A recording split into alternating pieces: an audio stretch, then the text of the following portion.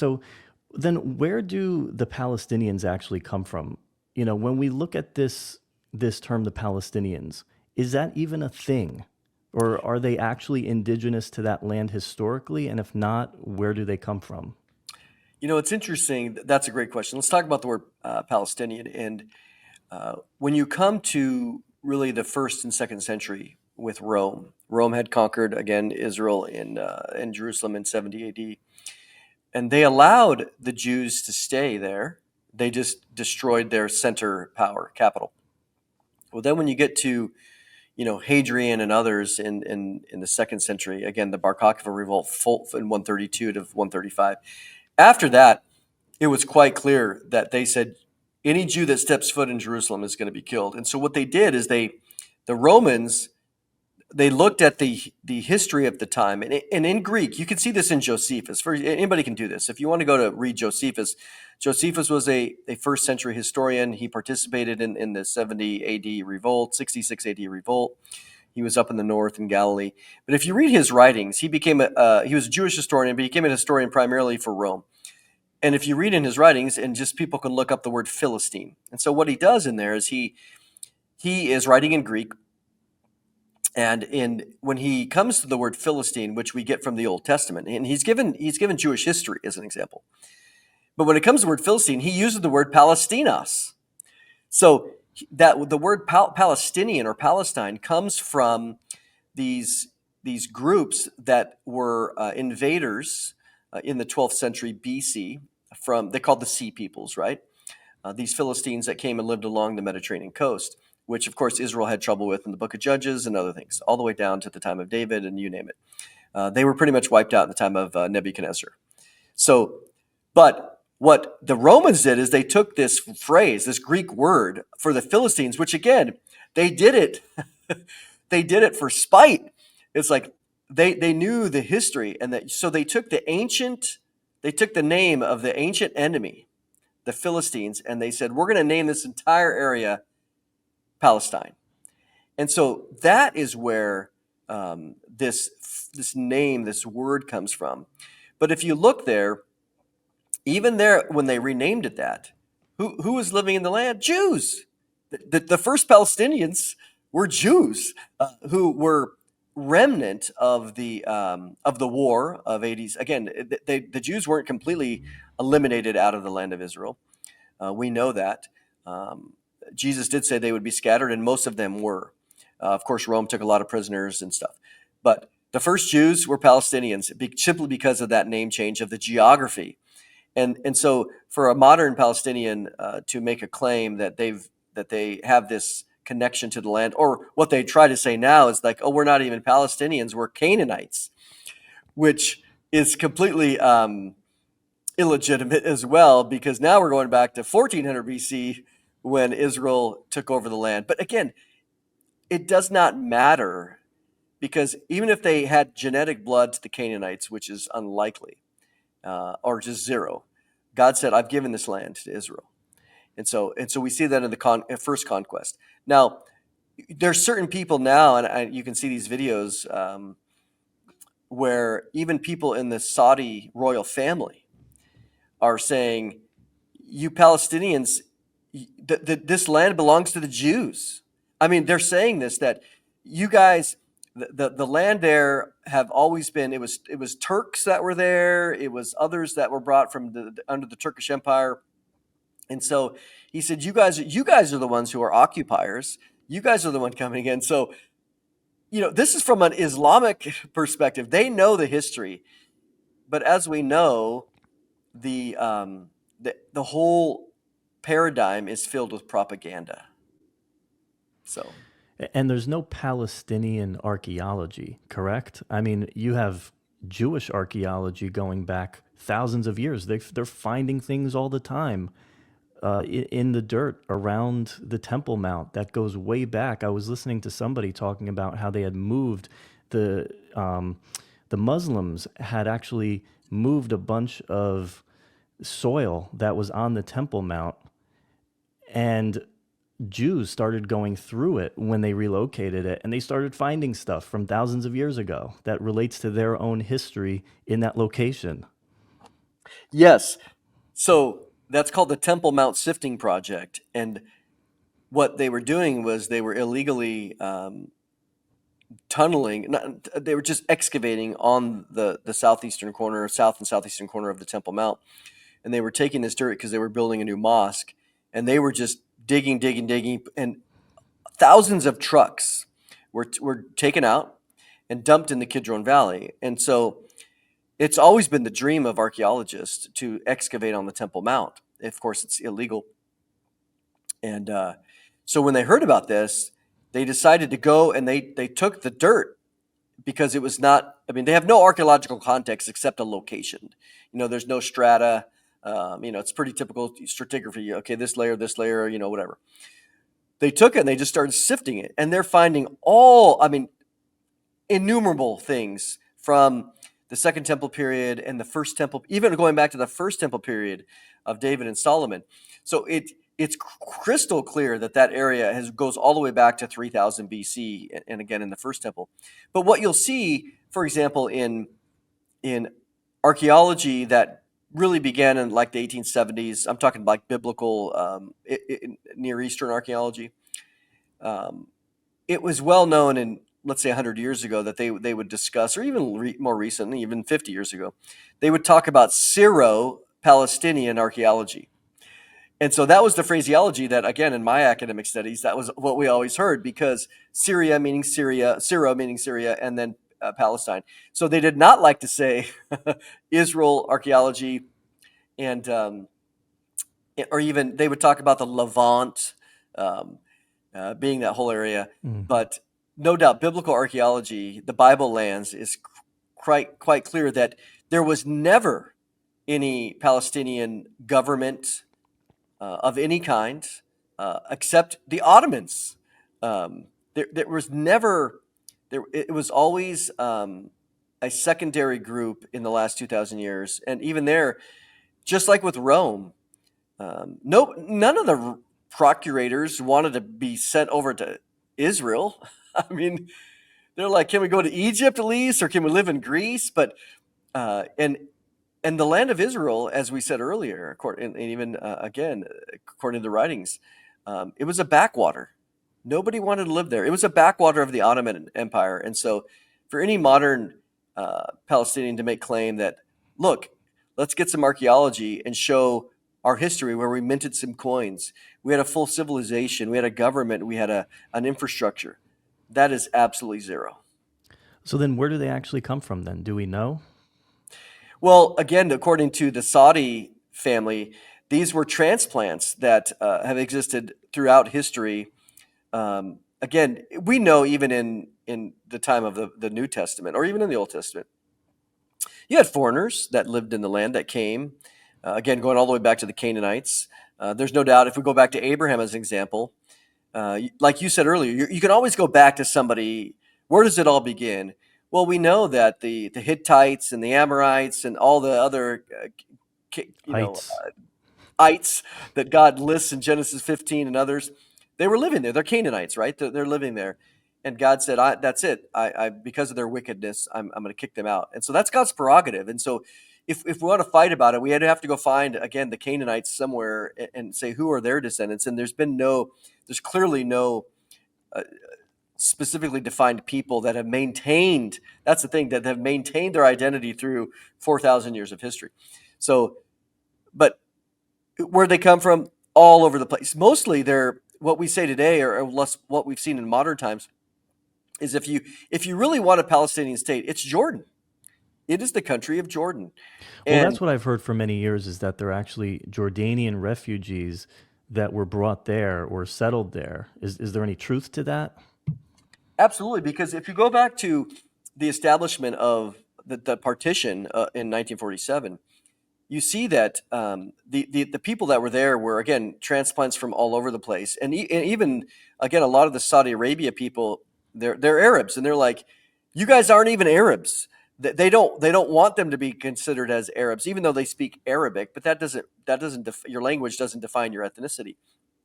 And so, in that sense, the people of Saudi Arabia, who are the kind of the pure Arabs, if you want to say it that way, they reject the idea that the Palestinians are Arabs. So they come from all different places around who have been there throughout history, and at least again recent history, the last couple thousand years. So you're always going to have some people, Bedouins, right? You go down, they could be, we know the Edomites in Old Testament, they're Idumeans in the New Testament times. And so you're always going to have different Bedouin groups that have been around, that have made their way in different places. So apart from a genetic study, it's just a mix. It's a mix of that. But the key thing is not so much their ethnic backgrounds, is their historical, governmental, civilization background. There is none of that. And so when it was established by the United Nations, and really was divvied up or carved up after World War I between the British and the French, you have this establishment of, again, the Hashemite kingdom of Jordan, and they just picked somebody. They just picked a guy and said, "Okay, you're the king," and he might have been a local chieftain that had been there, and you're going to be the new king, and we're going to give you this land. And so again, you have Cisjordan and Transjordan. So I mean, you have those languages of going across the Jordan River. And so you have those originally up to 1967, the place east of the Jordan River was part of Jordan until, again, Israel got attacked, and they conquered that area. And so the people that were living there, this is why many of them, it's like, go to Jordan. Now we've conquered this area. You need to go to the state that was given to you, again, because you attacked us, and we have established security and authority over that eastern side. All right, so we talked a little bit about who the Palestinians really are then, but I think we have to apply the same standard to Israel, because there's a lot of people who will say today, well, they're not the real Jews. And so I know this is a long discussion. We could have a whole series of videos just on this one topic, but let's say you're in a conversation with somebody and they approach you with that and say, well, it's not even, I hear everything you're saying so far, everything that we've talked about in this video, I can agree to it, but yet these aren't the real Jews. They're not descended from the real Jews, so none of it's valid. What would you say in just 5 minutes or less, or whatever? Yeah, I will point people to, I've written a lot about this. I'll point people to our website. I made it really easy, prophecywatchers.com/Jews. And so there's several articles there discussing this exact topic. I've written articles about, a lot of people, as you said, will say, well, Israel is not a Jew and a Jew is not a Hebrew. And so I wrote an article where I covered every time it ever appears in the Bible. Every time the word Jew appears, every time the word Hebrew appears. The word Israel appears 2,500 times, but what I discussed there is the categories of what Israel means as it relates to the person Israel, Jacob, Israel, and then the 12 tribes. And what I show from a biblical perspective is that it is absolutely crystal clear, undeniable, that an Israelite and a Jew and a Hebrew are all synonymous terms, depending on the context. And so when people say that the Jews living there today are not, I have two responses to that. Number one, again, biblically, it's not true. Secondly, genetically, it is very well known, the genetic markers of the ancient Semitic people that lived in the land of Israel. And so when you look at modern genetic studies, it is, again, undeniable that the people living in the land of Israel today have this genetic marker. Now, we do know as well that even some that come from Ethiopia, Russian Jews, again, God scattered them to all the nations of the world. What do you see? Well, that they still have this genetic marker going back. And the third, so that's a whole nother layer too. And again, I have an article there by Dr. Tommy Ice on that site, that website, that link, where they can read it. I would say the final thing that just solves it for me is God said in Ezekiel 38, again, 36, 37, 38, in the latter days, I'm going to bring my people Israel back from all the nations in which they were scattered, and they will once again dwell in the mountains of Israel, which had long been desolate. The fact that the people living on the mountains of Israel today, in the latter years, God calls them his people. God knows who they are. That's enough for me. Right. So then what about the land for peace claims? that I think I referred to this earlier over the years by a number of different politicians always trying to cater to both sides. Politicians who obviously their views are not framed by the Bible like ours do, like ours are. So with that being said, then does the land for peace actually work? Because there's a lot of people that think, oh, let's if we just make it fair, it's all going to work out. Or are Westerners completely clueless about the mentality of Hamas? That's a great intro because uh, all we have to do is look at the period of 1947 on, or really even go back to 1930s or the Balfour Declaration. What you have in that period, and the British learned this. The British felt, hey, we'll manage this; it'll be all great.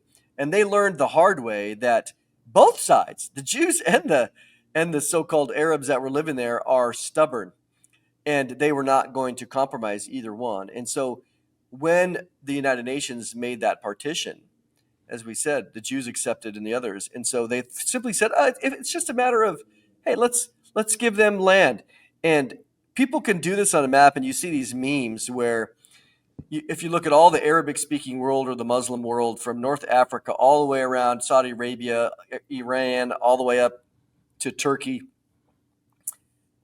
and it's all red. And then you have this little, the size of New Jersey land, and they said it's all about the unfair displacement of land. And you're like, come on, people. So what that meme is very indicative of what you find, because it's never been about the amount of land. It's never been about that. It has always been that Israel exists at all. And so what the Westerners are absolutely clueless about this. And so they've made the same mistakes since the beginning, all the way again, going back to the British. And so what you see, though, is the pressure that is put on Israel throughout the years. And then we go back, we can just give one example, which is crystal clear. Let's go back to 2005, when international pressure was put on Israel, and particularly Ariel Sharon, with the Gaza Strip. And so it was the whole land for peace idea, going back even to Clinton in 1993 and the Oslo Accords and other things, just simply thinking, if we just give them the land, they'll be okay and they'll be happy. And so when you go to Ehud Barak, he offered Arafat 97% of everything, and I mean it was the best deal they have ever been offered, way beyond even the United Nations, and ultimately he said no. And so, because for them, they wanted all. And this goes back again to Gaza. Let's think about this. There were Israelis that had been living there for generations. And granted, they had been there for generations, and other non-Jews had been there for generations, and yet it was continuing to create more conflict. And so the Israeli government said, we're going to remove every single presence of an Israeli settler, gone. They ripped them out. They forcibly removed them from their land that had been there. They paid them to retransplant, gave it 100% over. Not a Jew. Think about that. Not a single Jew living in the land of Gaza, which again is apartheid. That's that you want to talk about apartheid. That's it, where you're not a single Jew is allowed to live there. Where in Israel proper, Arabs, you have Israeli Arabs live there, but if you go to these areas, I've been there. You go to these areas in the West, what Judea, Samaria, or the West Bank, as it's so called, or into Bethlehem, it'll say, if you're a Jew and you come in here, you put your life at risk. So, Wow. It's there, and so again, that's apartheid. Where if you're going into let's say Beersheba or something, or even Tel Aviv, there's not a sign that says if you're a non-Jew, you put your life at risk to enter here. So when you look at the whole story, the land for peace, they attempted it. They immediately voted in Hamas, and instead of spending the billions and billions of dollars of aid, they could have already built Trump Gaza. Okay, they had enough money. They could have had all the hotels. I mean, who doesn't want Mediterranean beachfront property? They could have built all that with the money, but instead of the billions of dollars in building high-rise hotels or other things, they built bunkers, they built tunnels, Instead of using the pipes and stuff shipped in from the European Union for water treatment or sewage, they built pipes. They built rockets. And so what Israel has finally come to realize, and they're standing strong on this now, is October 7th was a game changer. And they said, land for peace does not work. We are forever rejecting that idea. And because we did it, we gave, again, not a single Jew lived in all of Gaza and forcibly removed. And what it got them was a murder spree of 1,200 Israelis and children, women, infants, etc., kidnapped, hostages, babies put in ovens. I mean, it's absolutely insane what that deal brought them. But all this is consistent with Hamas's actual charter, right? I mean, why they exist. What do they themselves claim to be their founding purpose? And what does the popular chant then mean that we often hear, from the river to the sea, Palestine will be free, which I think most Palestinian supporters in the West are completely clueless about. Oh, absolutely. They will have these things and they have no idea what it means. I mean, all people have to do, it's public, is go read the Hamas charter. There is, if you ask them, see, they will come off, Hamas and Islamic Jihad and others that are there. Even the Palestinian Authority, which is primarily in Judea and Samaria, with Abbas, they're a little sneakier. Hamas is just outright blatant. Our goal is not a two-state solution. They had that. They had the opportunity for that.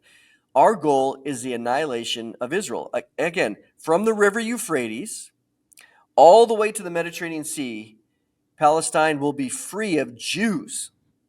It is not unclear. The West is just so absolutely naive, and are they willingly ignorant? I don't think that they need to be that dumb. It's not that there's not facts out there.